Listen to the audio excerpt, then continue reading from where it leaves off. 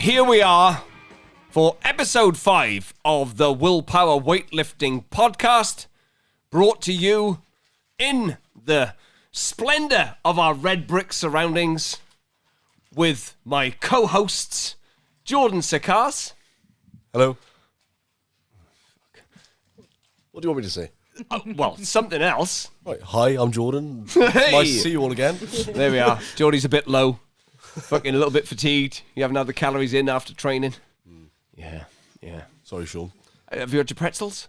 I haven't. No, I've got them. I thought that might aggravate you if I ate them. It certainly would aggravate me. like, these microphones are very sensitive. Fucking picking up my nephew, fucking crunching his pretzels. And the Willpower Weightlifting team captain, Sarah Kedward. Hello. Hello, captain. You're, how many sheets are you in at the moment? 3 or 4? 4. 4. Woof. We're in for a good one. And all the way from Jordan in the Middle East, that's as much as I can qualify it on a map, one of our long-time remote athletes, Nazih Mezayek. Hello, everybody. Hi, Nazih.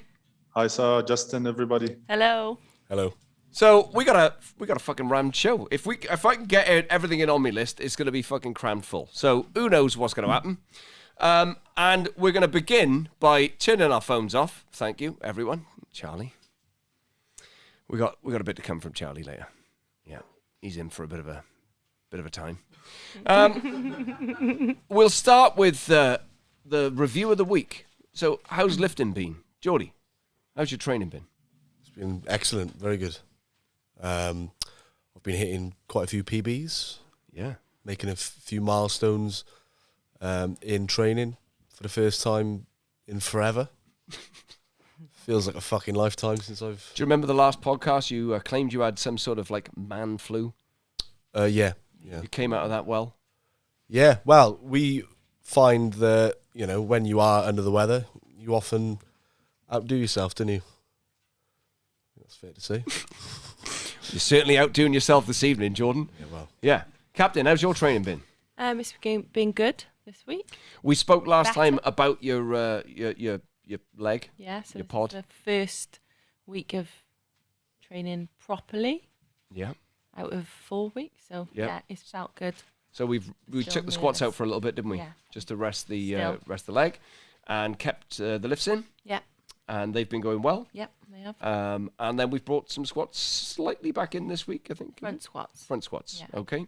So we'll see how it fares off. Nazih, your training's been fucking excellent of late, has it not? Yes, this week, last week was a preparation week.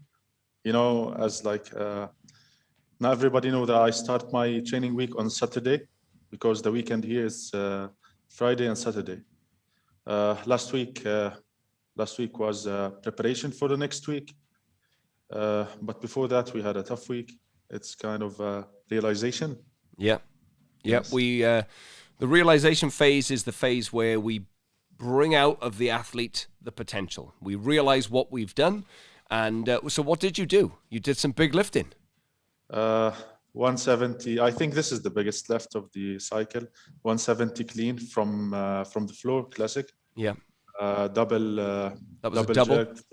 double jerk from blocks. Yeah. You know, jerks have been one of my weaknesses. Yeah. It's I'm more confident about jerks now. I had a target also to do couple of sets of doubles on 131 double snatch. I did it. We're doing good. We're on the right track. Absolutely. We'll come back to the journey in a little while, but that's we had a good phase of training, solid, kept you training, and the realization phase has produced exactly that. It's produced new numbers of which were not available before. Yes. Fair to say. And what about the pack? What about the den? The basement, Tonight. all the trainers. Well, over the last, bearing in mind that the viewer hasn't heard us for a month, and they want to know what's going on. How's it been? It's been a good week. Well, It's been a good few weeks. It's been a good few weeks. We've had lots and lots of PBs from people, lots of people in The girls have been. sanctioned lifts. We'll come on to that later. Yeah, okay. Hitting it flat. What the fuck does that mean? Hitting it flat? To hit it flat. Hit it flat. That is a term used for when you're fucking going full goo, which you know about now. Now I know. Oh, Yeah. oh, hang on. We haven't done our crypto review. Right, let me just write that down. Crypto review. Go on, George. Right. You keep going. So to hit it flat, in a rugby sense, it would be when you hit a fucking hard Scott Gibbs line, and you're running with conviction. Wasn't that slightly forward, that pass, the one he hit flat? Well, He was slightly forward, I think. you, wasn't you didn't have TMO back then, did you? No, you know, you didn't. But we it take was. that. It felt slightly forward to me. Well, when you hit a flat line, it can look, on the edges. And that's exactly what we're doing this week in training. I think as a whole, we're hitting it flat. We're fucking running with conviction. We're gooing. We're gooing. We're taking the crash balls and we're fucking going for it. And that is what willpower is all about, hitting very it confident. flat. Right. Hasn't it? So not only in the gym are we hitting it flat, but we're hitting it flat out there with In Nazih. Jordan, in fucking Australia. Dawazzy. Scotland. Eh? Louise. Yes. Yeah. Right. Dan in Australia. Dan Wally in Australia's fucking just snatched 120, hit 125 off the blocks.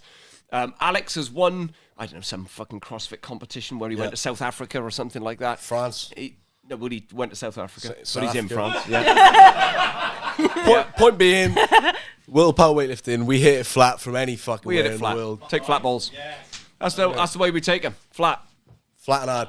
Look, the ball's coming off 9, but wherever you are in the world, you're taking it fucking flat. All right. Flat and hard. I'm getting lost now, but great. You get We're the doing gist. well. We're doing well. Yeah, good training. So with that, let's get somebody up on the fucking microphone. Talking of hitting it flat tonight, Aaron, get your fucking chuff up there on the mic. Finish your Yes. crisp. Right. Here we are. Who is Aaron, Uncle? You want to give him a little? Well, Aaron's been an athlete with willpower for about how long? Underneath you for roughly 4 weeks now. And unofficially, you've been here for 7-8 months now. 7 or 8 months. And we've worked on what in your training? Everything. Predominantly, we've worked on the quality of getting your pull more efficient. Would that be fair to say? Yes. Right, great.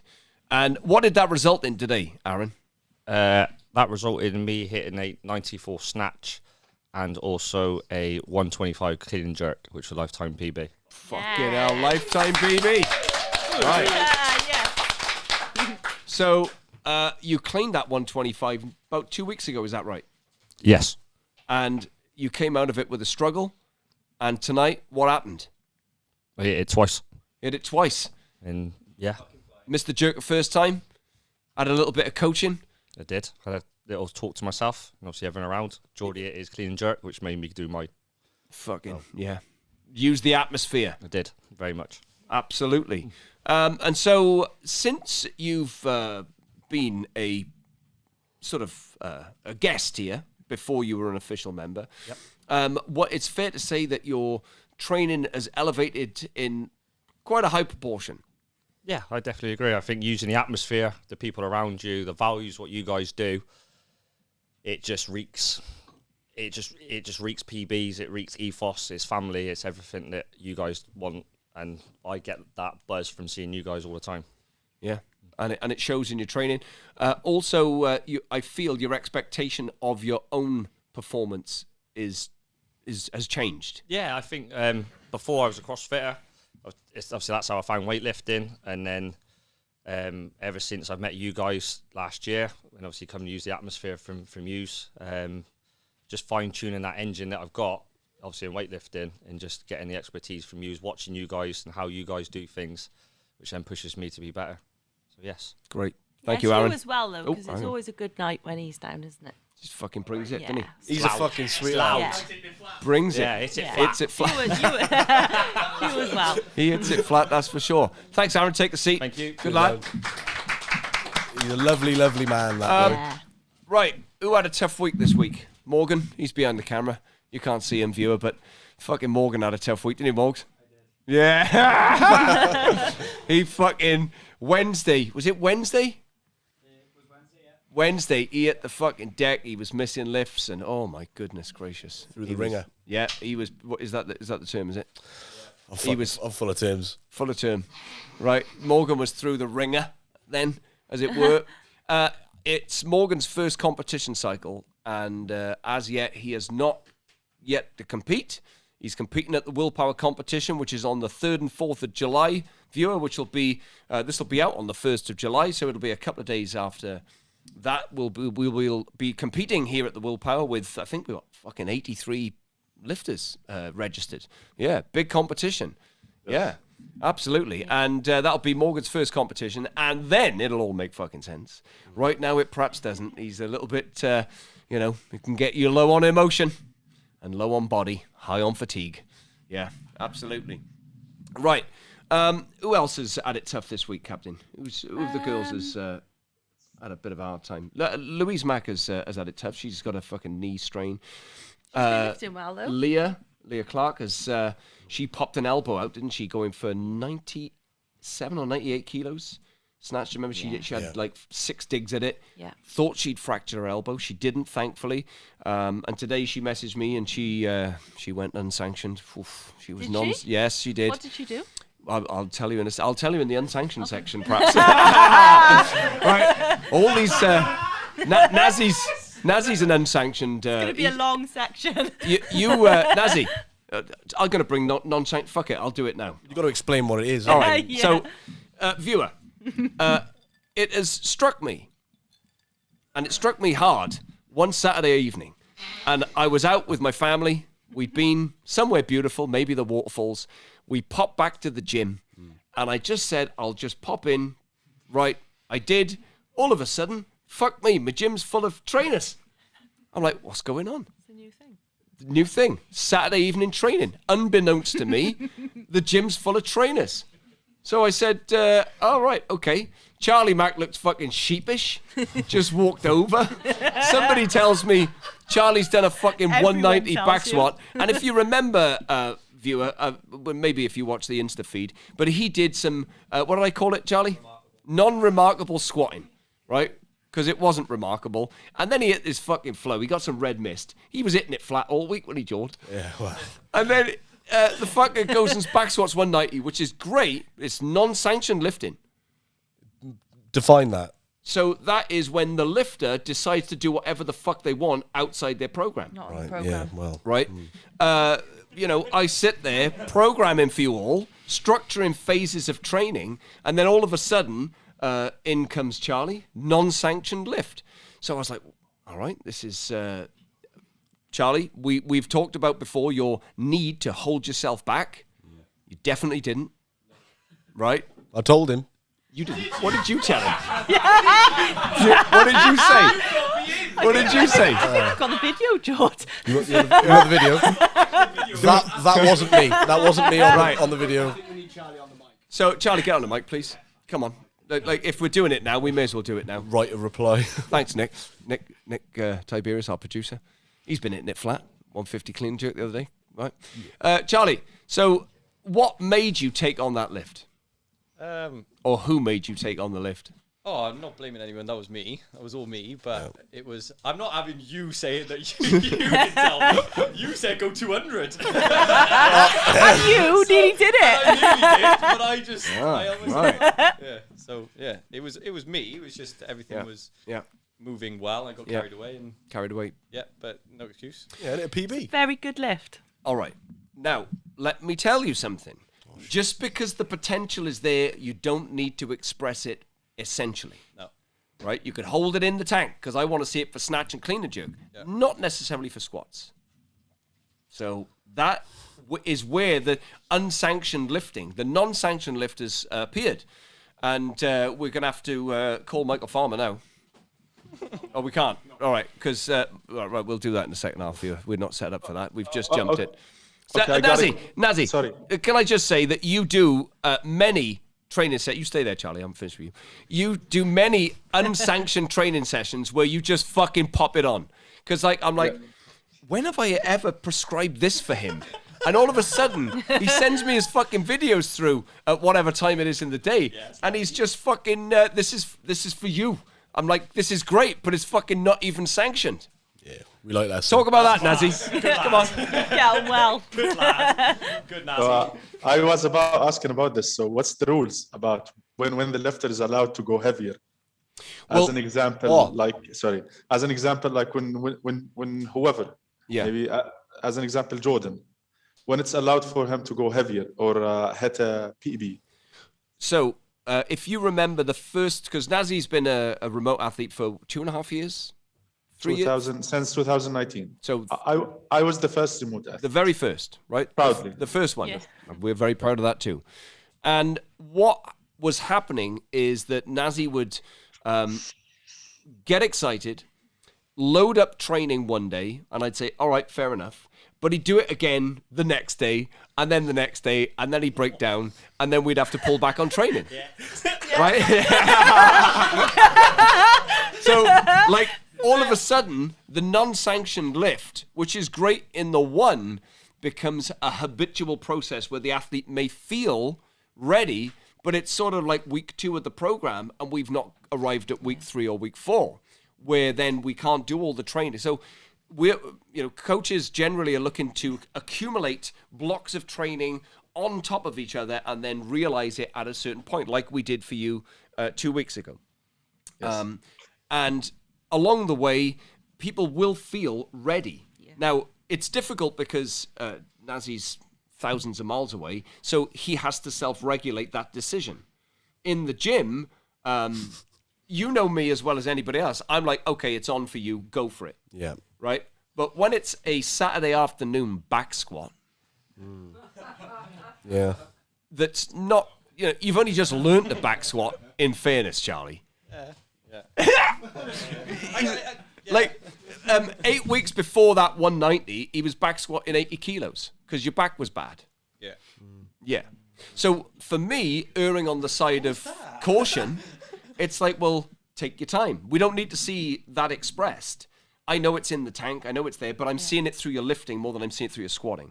You use an asterisk.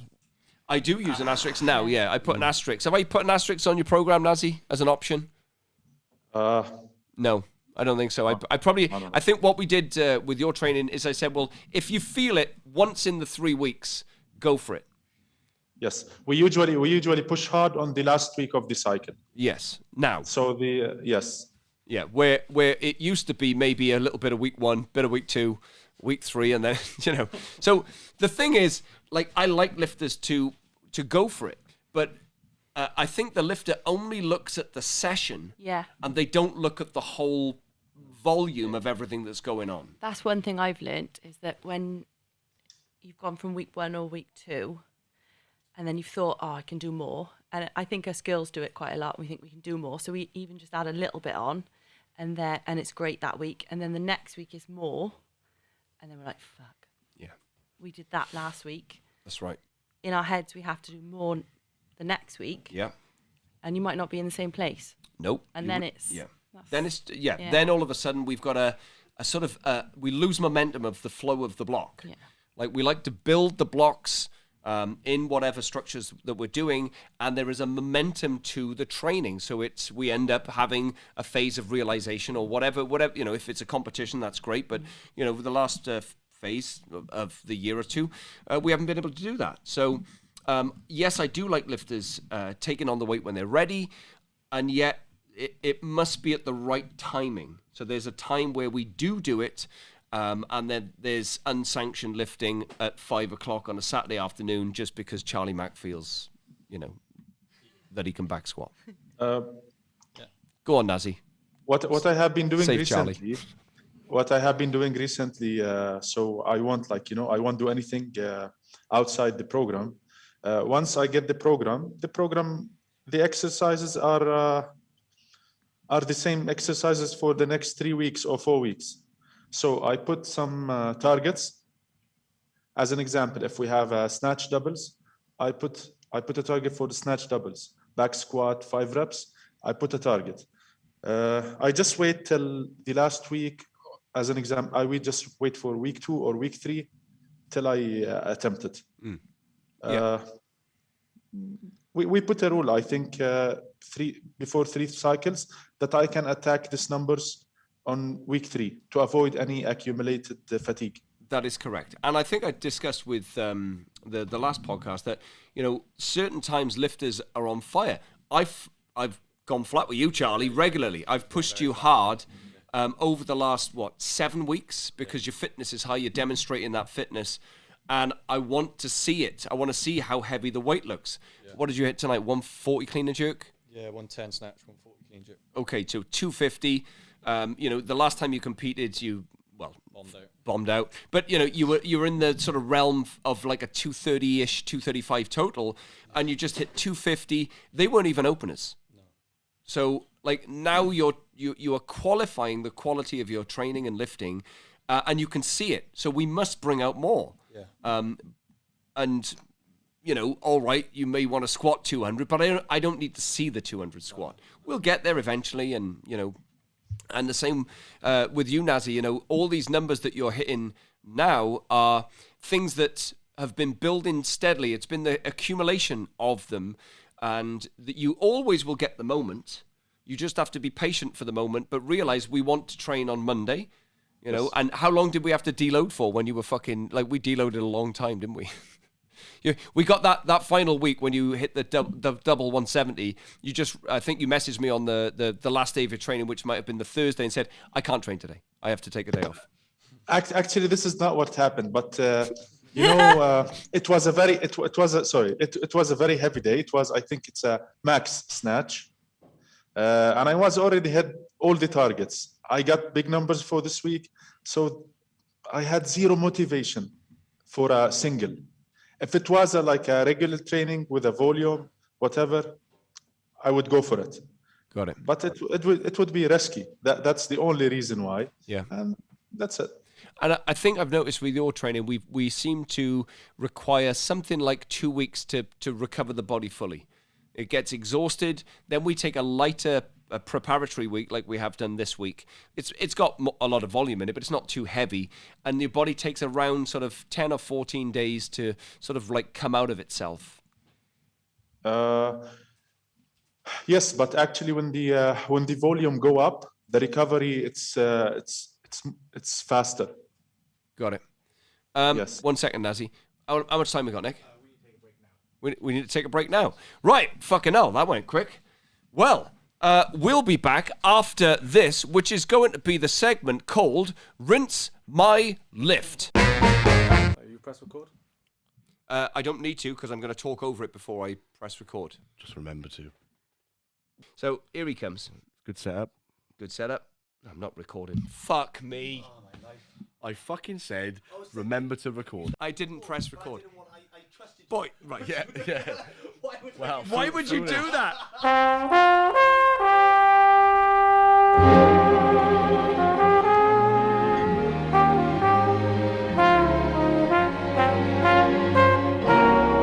We're in. The second lift that we've been sent on Rinse My Lift is from Daniel Cameron.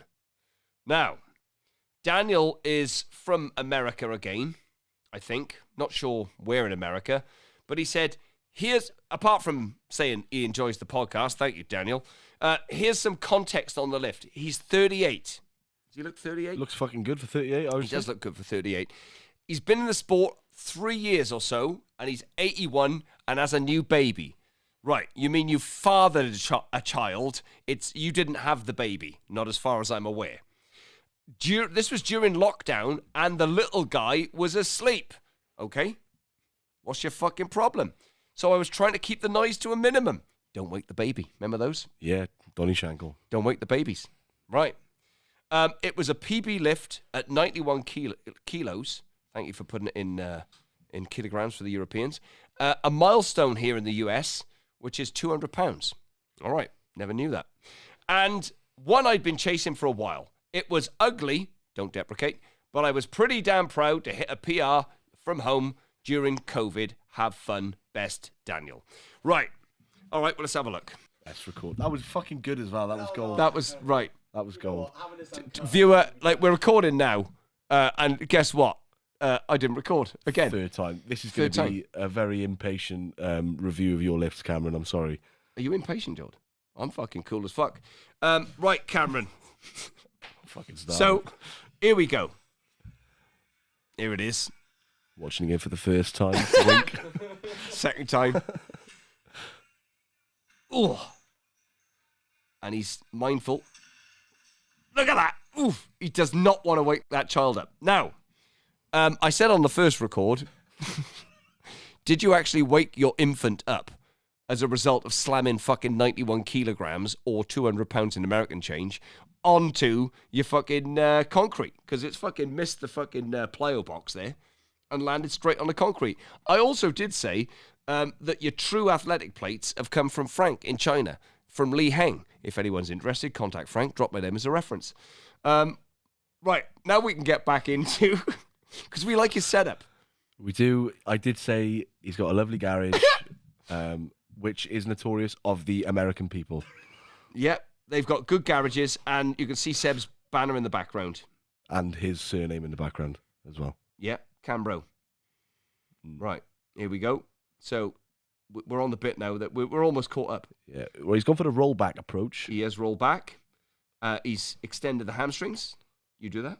Yep. Well, he's utilising his stretch shortening cycle, which is fantastic. He's lifted his feet off the floor, though. Not a fan of that. Raz. And here we come. Right, let's have a look at that separation. Hips are low, hips rise before separation. Hips are low, hips rise before separation. Okay. Position at knee. Not bad. Good. Feet are in balance. I mean, he is 38. Don't forget that. He mentioned it in his fucking spiel at the start. Okay. From the bottom down, we're all right. From the top up, we're a little bit fucking wonky, Daniel. Coming a little early as well, isn't he? He is coming early. Right. Yeah. Like, that's great in porn. Maybe not. It's not. But it's... It's never. all right. It's great in bukkake. But it's never great. Like, you want early comers in bukkake. Someone's got to be the first one to do it, haven't they? Imagine if you had late comers in bukkake. That would be just like it'd be fucking waste of time. That'd blow be the budget. hard. That'd be hard. Right, going into soft. Anyway, this is weightlifting. And look at that. That's the classic fucking right back, knees forward, and now we've had to go and get it. All right, lifters. If you got to go and get that bar, that is a fucking expensive way to go and get it. And look, that bar's still going forward. Because watch, as he stands up, he is fucking forward, forward, forward. Luckily, he starts to lift at the back of the platform. And it's a PB. And he's training alone. Let's fucking give him some kudos for that. Not easy to fucking hit top weights alone. With a sleeping kid. With a fucking new infant. God knows how much fucking sleep Daniel's getting. And then Cameron. throws... Cameron? Daniel? I think it's Daniel. Daniel. I don't know. I'm fucking drunk at this stage. Throws the bar down and quietly does a fucking celebration. Now, the bar does miss. The bar does miss. Yeah. And lands straight on the fucking shrapnel. And, if your partner, wife, whatever, is upstairs, wouldn't appreciate that. There we are. Maybe you live on a bungalow. Who knows? And he's very happy. So, that's a good lift. I'm happy for anybody who makes a PB. And you can always take apart a little bit, but for me, there are elements there that you should be able to train into your 80%, 85%, 90% to improve the quality of your lifting. And that will then drive up your sports results, because if the quality decreases, you cannot increase your total. You know that, George. Yeah. And there we are. Now, viewer, if you want us, Jordan, Sakkas, and myself to rinse your lift, send it through to willpowerweightlifting@gmail.com. And we're back. Right, we had to quickly leave you, but we're back now. And I'm going to call Michael Farmer, because we're still on the topic of the non-sanctioned lift. Oh, it's ringing. See if he answers. Michael's up in Bangor, North Wales. Evening. Oh, hello, Michael. Hello. Loud and clear, you're coming through. Michael, say hello to Michael, everyone. Hello, Michael. Hey, Mike. You can just hear the enthusiasm washing. It's so dull. Yeah, washing through them all. Right. We're on the topic, Mike, of non-sanctioned lifting. Right. Yeah. Yeah. Now, we've just discussed Charlie Mack's non-sanctioned lifting. Yeah. You sent me a message the other day that said what? Here's a non-sanctioned lift. No. Get it right, Mike. Get it right. What did you say? Let me try to remember. Was it a non-sanctioned 120? It was a self-sanctioned. Yeah. Like, self-sanctioned 120. It's an oxymoron, isn't it? Yeah. Like, you cannot sanction. I sanction. If you sanction, it's non-sanctioned. Well, I thought I'd sanction myself. Yeah, self-sanctioning. That's non-sanctioning. So, Yeah. it was a good lift, Mike. What? Yeah, I was surprised. I was not surprised. The sanction was just, I feel. What was it? Justified. It was a 120 snatch. I don't think I responded, did I? No. No. Didn't even respond. Wow. Self-sanctioned, no response. In fact, Charlie, stand back up. I believe Ramsey put your 190 squat on the Instagram, Yes, you did. and I immediately told him to take it down because it was a non-sanctioned lift. Yes, you did. Yeah. And Michael, you won't see that 120 on our fucking broadcast anywhere. Self-sanctioning. And out of desperation, Michael put it on his own fucking feed and tagged us in it. No bite. No, nothing. We didn't even bite on it. No, nothing. Not a thing. Does it count? Well, it counted for Michael. Mine didn't. Like, here's the important thing. Saying, mine didn't. Yours didn't, no. No. But like, for you, Mike, I want to fucking hold the reins deliberately. Yeah. That's what I'm doing. You want to see if it's in the tank. Mm. Yeah. Yeah. Respect. Yeah. How's your training been, Mike? This week's good. Last week, not so good. Exactly, which makes the point of self-sanctioning a 120 even more ridiculous because I was getting you to the competition, which is in how many weeks? 2. Something like 2 weeks, that's right. Peaking you towards competition. He self-sanctioned himself a 120 for his own means. And, yeah, defied the program. God bless him. I mean, as an athlete, I felt better for doing it. Yeah, I'll take that. But if I was the coach, fair enough. Yeah. Mike, Nazih's laughing here, right? Nazih's on with us tonight from Jordan, and he's chuckling away there at your story. Mike, in the past, we have pushed too much, I think, in pre-competition phases, whereby you've been a little bit flat, not taking it flat, but flat in competition. Is that fair to say? Yeah, I'd say so. And so we've deliberately held back and then let you go on competition. Yeah. Yeah. Oh. Which you haven't learnt from, have you? Love you, Mike. No. How can you do that? No, that's right. So you had the week before. I know was difficult. It was intended to be difficult. This week was a little bit of a lighter. I think I dropped the volume down a little bit. So you should have felt better. And you took the 120, and that's great. And you hit what else did you hit? Was it a 140 power clean with a 140 clean and a jerk? Yeah, that was it. Was that sanctioned?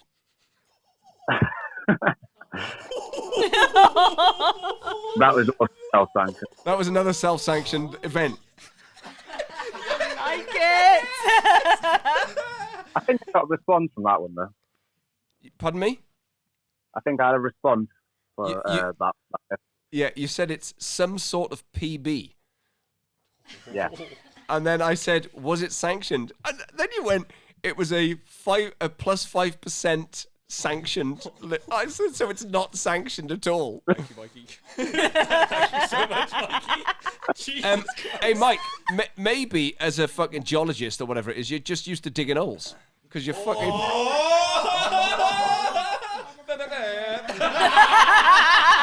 I think that's what's colloquially called a mic drop. Perfect. So it's fair to say, Michael, you're feeling in good spirits and your body's working well. Yeah, I'm good, Nick. You're in good nick. Lovely. Nazih's in good nick. Geordie's in good nick. Everyone's in fucking good nick, it seems. Yeah, I'm fucking fighting shape. Look at that. Fucking. You all right, George? I'm all right, yeah. I'm flagging a little bit. You are flagging. Why? You've had a good week. You've been at flat, but He's been hit flat, right? Yeah. I've been hit flat. yeah, Yeah. hard. Yeah. Well, yeah, no, I'm just feeling a bit low on energy, but it's lovely to hear Mike on the blower. Getting it rinsed. Yeah, it's nice. It's nice. You too. Yeah, there we are. Say it again, Mike. Nice to hear Jordan's voice. Yeah, it is, isn't it? I'm going to move on to the next section. I think we all understand what non-sanctioned and sanctioned lifting is. Now we're going to talk about the back squat. Oh, God. Fucking hell. That was an involuntary response, Captain. Nazih, Yes. what do you feel about back squatting? Love and hate relationship, maybe. A love and hate relationship. Michael, what about you? Got to be done. Other than that, I don't really have an opinion on it. No opinion from Mike. Geordie? I've got to agree with Nazih there. Sometimes they're really enjoyable, and I mean, most of the time you just fucking can't stand doing them. You wish they weren't there. You wish they didn't exist. I wish someone didn't come up with it. But Especially when it's over 3 reps. yeah, well, over one really, Nazih, for me. I still can't see you guys, by the way. No, we know that, Nazih. We've unplugged Nazih from the feed here, but we can see him, and that's all that's important. Captain, I just thought it was me who didn't like him. So that's quite nice to hear. yeah, not many people do like him. Yeah, that's... Now, but my point was this. The importance of allowing the biomechanics of the athlete rather than force, because there was somebody asked me my opinion of having a very upright position in the squat, in the back squat. And I understand why that's there in principle, but I suggested to the person that if it was working antagonistically against their natural biomechanics, then perhaps we should spend time building the back squat in the natural biomechanics of the athlete, and then maybe make it more as a variation that we do a more upright stance. What are your thoughts on that, Jord? Yeah, I agree. So, you take someone like Tom Wayne. What an example. Well, that's a great example, Sorry, I think. Tom. So, I guffawed. someone with extremely long legs and lacking in ankle dorsiflexion. He's lacking in a lot. Yeah, but mainly that, Levy Twain. Typically a wider stance. They are more, their chest is more in line with their tibia, whereas someone with the shorter legs and a longer back is going to take advantage of that and squat more upright. Their knees are going to go more over their toes, which, all right, when you look at weightlifting in terms of performance, that is a more favourable position, but that's a more favourable form of biomechanics, isn't it? Well, I've seen a lot of people. Sylvia was one who came here with a hip impediment, and she was trying to squat very upright, and we changed, and she had a lot of pain. She was, what was she at the time? I think she back squatted 160, healthy back squat, maybe more than that. And I changed the biomechanics of the squat, took the pain out straight away, and then she could start back squatting again. So I think there's a time for it, maybe. But also, if you haven't spent the time developing your back squat in its natural biomechanics, then you're going to develop compensations or pain in some format. It's not for that. It's for the big strength gains. The back squat is there to bring up the general strength. Michael, you've got quite a forward, but you've got a proportionately even back squat. I would say it's neither too upright nor too forward. Yeah. I think I started out being very upward squatting. It's like when you come from CrossFit, it gets taught early on that you need to be really upright because it transfers directly to weightlifting because you've got to be really upright. But obviously you're limited by your flexibility, and my flexibility is good. So I used to take advantage of that, being uber upright, but maybe then you don't recuperate the sort of tension in your back and your glutes where it's required. And we did a lot of good mornings, I remember, for our back squat. Well, I wrote the word good morning. I don't think you were doing them. They weren't good mornings, were they? Yeah, that's what we did. But you've got a very upright front squat, do you not? Yeah, conversely, which I think transfers better. Right. To obviously the clean. Yes. So my sort of theory or hypothesis is you put the back squat where it should be natural to the biomechanics of the lifter, and then the front squat is very upright. Nazih, you've got a very upright front squat, and I think your back squat is, I would suggest, is pretty balanced. It's breaks at the right time. It's the hips and the knees breaking simultaneously, and it looks comfortable. In back squats, mostly it's more visible in front squats. I just lean a little bit forward with my trunk, because if I stay like really upright, my balance and my weight shift toward heels directly. Yes. This is the only, with leaning forward a little bit, this is the only way to I found out that this is the only way to maintain my midfoot balance. I think, maybe you can correct me if I'm wrong, the length of the trunk control this. If you have a longer trunk, it's more visible. It's more visible when you lean forward. Yes. The shorter the trunk, it looks more upright, I think. Right? And your back is quite long, isn't it, Nazih? I haven't checked it, honestly. Well, it is, and but your back squat is now comfortable. Yes. And it's elevated by quite a bit recently. I usually send you the main sets. While warming up, what I exactly focus on is going slow, the pose down, focusing on maintaining midfoot balance when I go below parallel. The spot where I thought, when I think I had my most of the mistakes, it's when I go below parallel. Yeah. Sometimes I lose my midfoot balance, then I struggle to squat it. So recently, I found out that the squat is not about going up; it's about how you go down. If you go down balanced, going up will be, will be easier. And your squat numbers have increased a lot. Dramatically, yes. Yeah. We'll talk about... triple... Sorry. Go on, you carry on. Yes. We tripled, I think, when we started on January, my best was 210, sorry. Now we triple 210. Yeah. So it's been been good work. Mike, for you, we did a lot of slow back squatting, didn't we? A lot of tempo work. Yeah, like Jordan, my knees are like made of glass. So slow squats, it strengthens the tendons and makes me very solid. And as well as that, that time under tension really puts me in a place where I don't want to be, because I lift fast and I've got obviously a lot of fast twitch muscles. Yeah. To develop the fibers is very good for an athlete like me.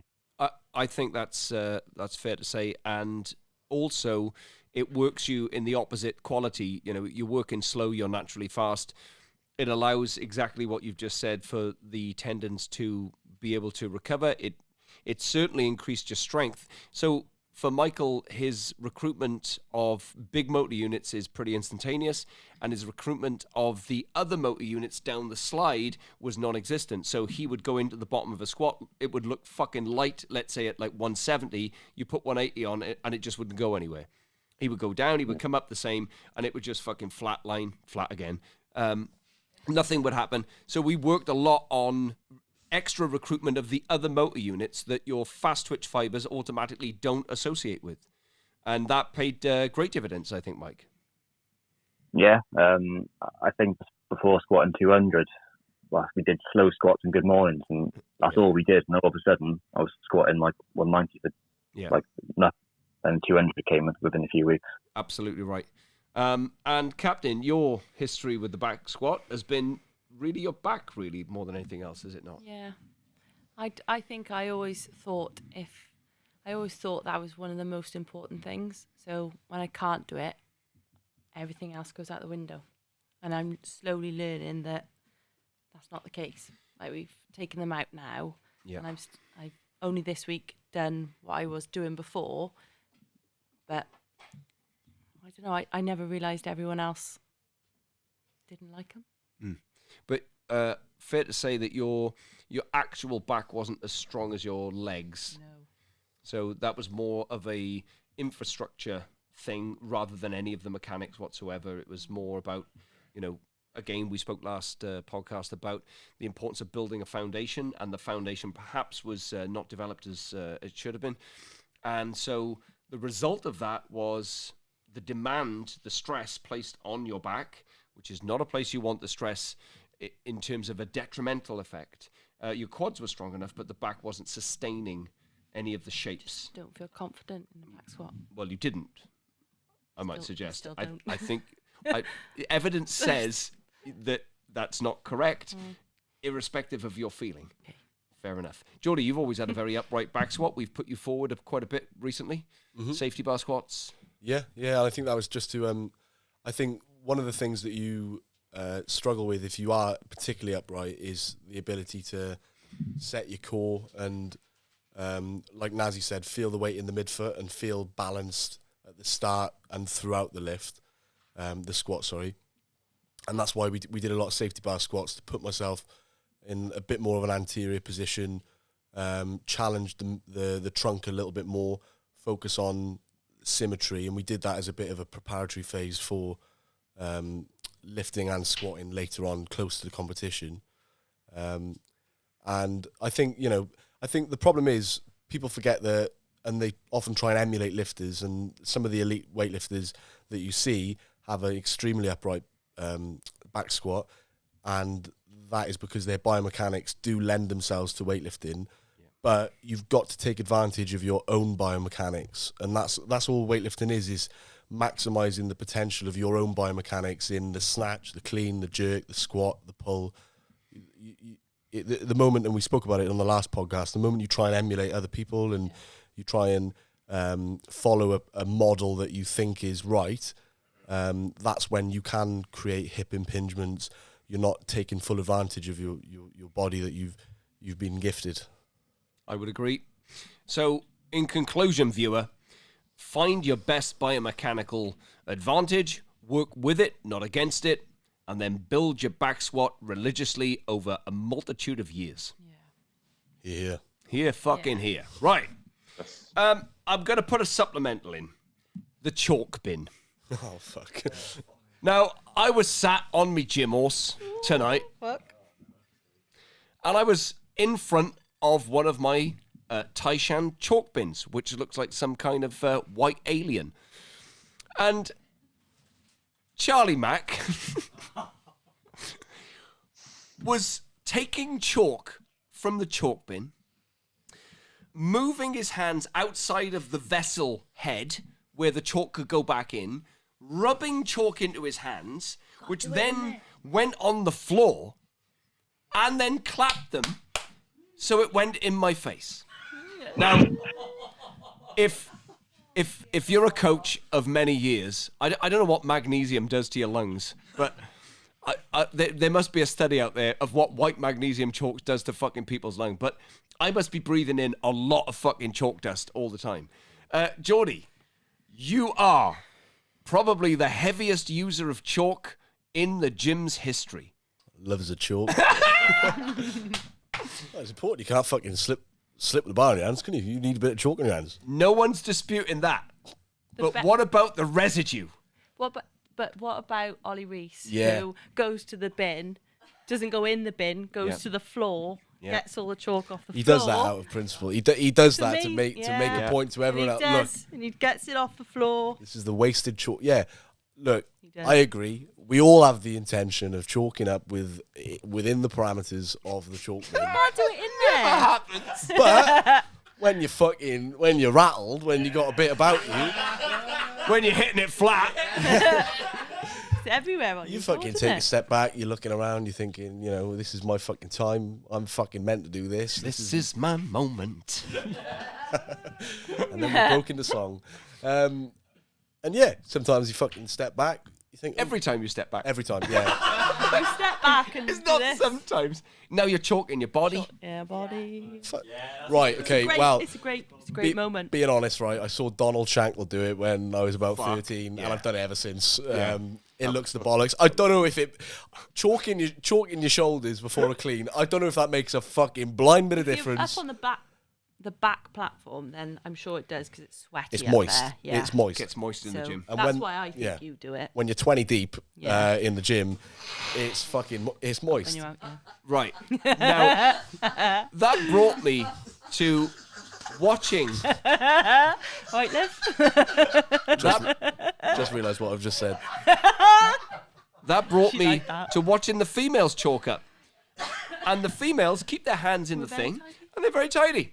Not a puff or plume of smoke is emitted or secreted from the vessel itself, and it just goes back in there. A plume. There's no plumage.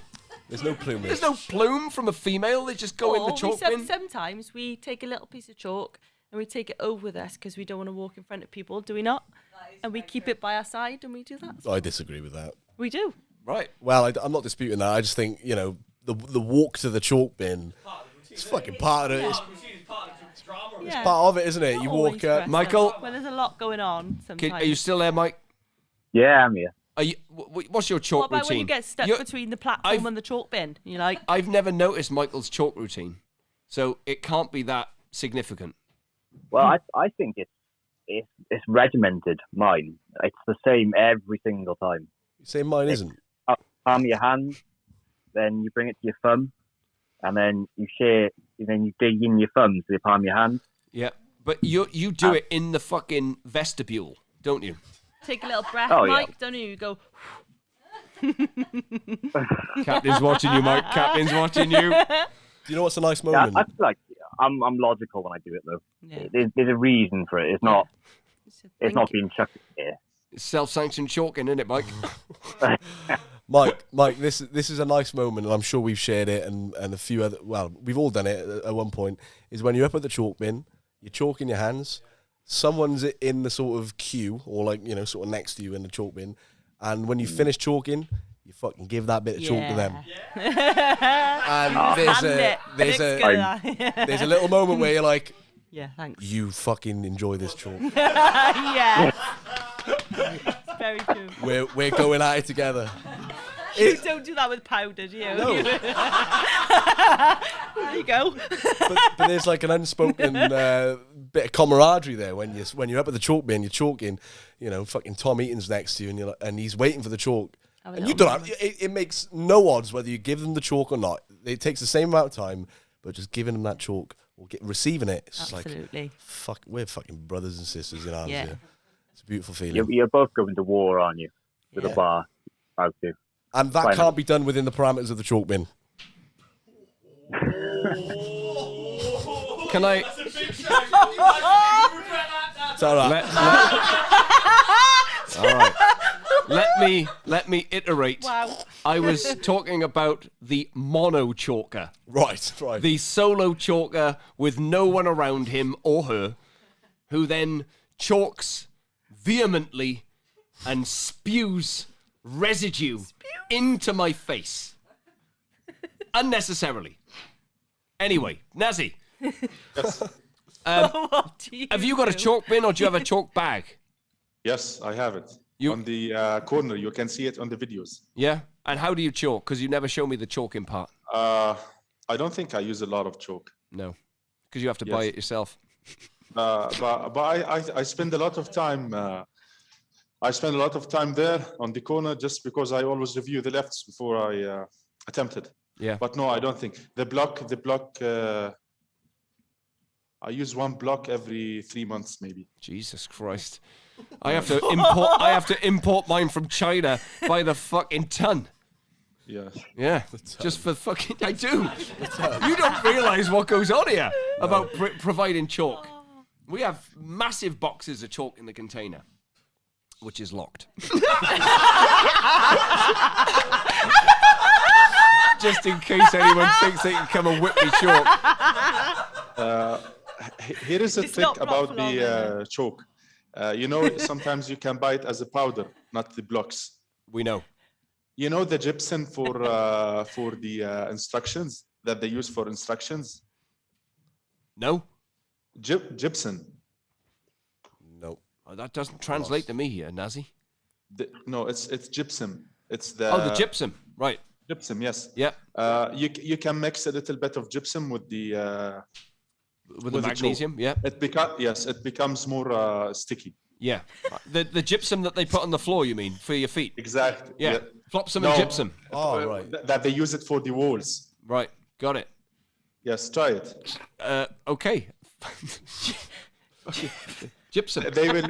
Yes, gypsum. Just try it. You know, if you put like it's a 3 to 1. 3-to-1 ratio. Of course. Yes, one Right. gypsum, 3 chalk. 3 chalk. Flopsum and Yes. gypsum. Got it. Righto. Yes. So that's the chalk covered. And I ideally hope that certain members would keep their hands in the vestibule. It's duly noted. Right? Not for your big lifts. I don't give a fuck about those. That's all about the fucking theatre and all about the moment. But when it's 70 kilos, 90, whatever it is, when it's, you know, it's just this, yeah. There we are. Right. Last time, viewer, you will have known that we went crypto goo. So why don't we catch up with how's your cryptocurrency going, Jord? What was it called? Orion Protocol. Orion Protocol. How are your protocolers?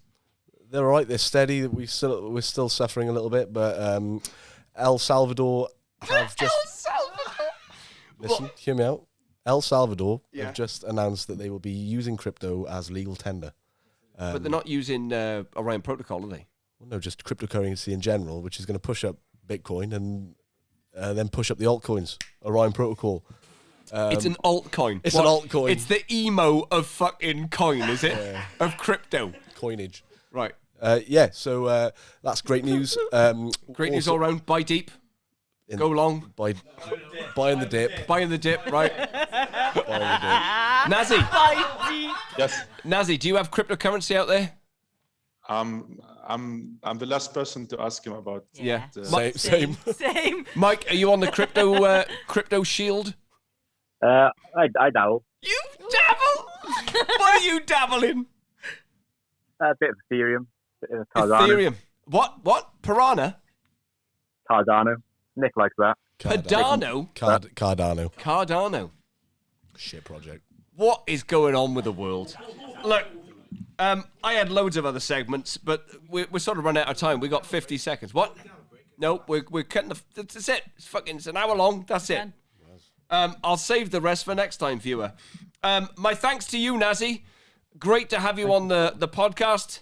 Wonderful for you to be here as a Willpower athlete. And if you can get here, visa applied and all the rest of it, in August when Willpower takes on the might of the British military in an official competition in the fucking basement, we're going to fucking kill him.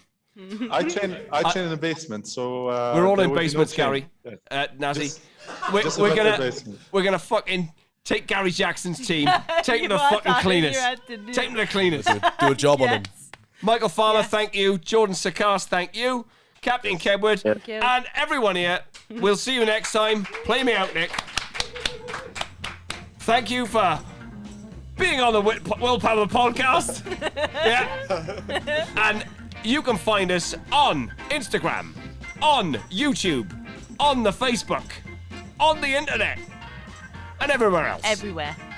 Good night.